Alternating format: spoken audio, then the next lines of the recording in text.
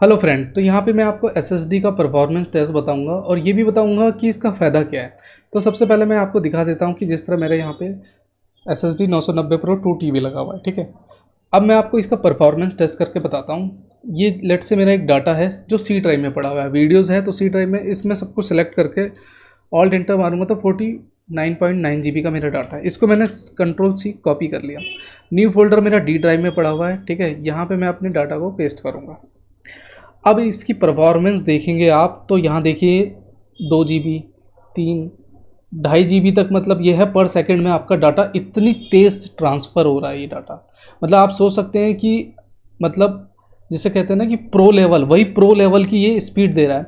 क्यों दे रहा है? क्योंकि 4 जनरेशन है और 990 प्रो है।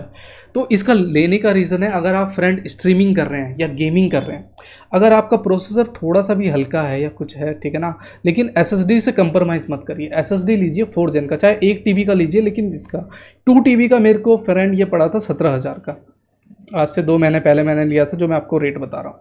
तो आप देखेंगे कि पूरा डाटा मेरा जो है विद इन सेकेंड, अगर आप सेकंड काउंट करेंगे तो 30 सेकंड से भी लेस देन कम टाइम पे यहाँ पे मेरा डाटा आ गया।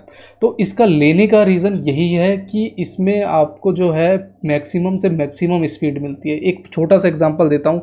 लेट्स से आपके पास बकेट है, बकेट में पानी है, ठीक है ना।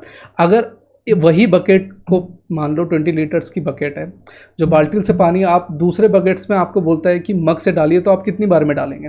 हो सकता है कि 10 या 20 टाइम्स लगेगा। और यही बकेट से बकेट डालेंगे तो आपको कितना टाइम लगेगा? विद इन सेकेंड लगेगा, पूरी बकेट एक बार में उछल देंगे।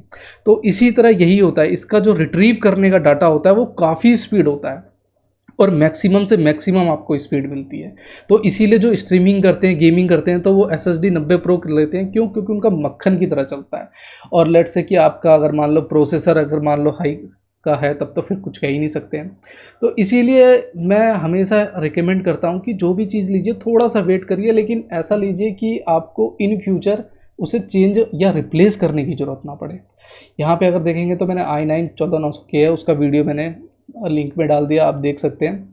क्योंकि जब भी सोचो तो फ्यूचर का सोचो ना फ्रेंड।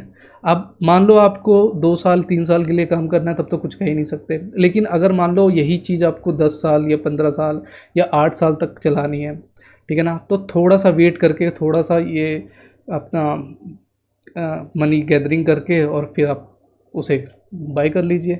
बाकी जीएसटी कैसे बचाते हैं, जो भी है छोटी छोटी चीज़ें मैं बताता रहता हूँ, इसीलिए कि आप कैसे पैसा सेव करें, ठीक है ना।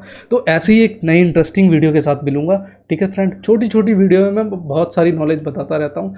अच्छा लगा तो लाइक करिएगा, कमेंट करिएगा, ठीक है। तो मिलता हूँ एक ऐसी नई वीडियो के साथ। Thank you.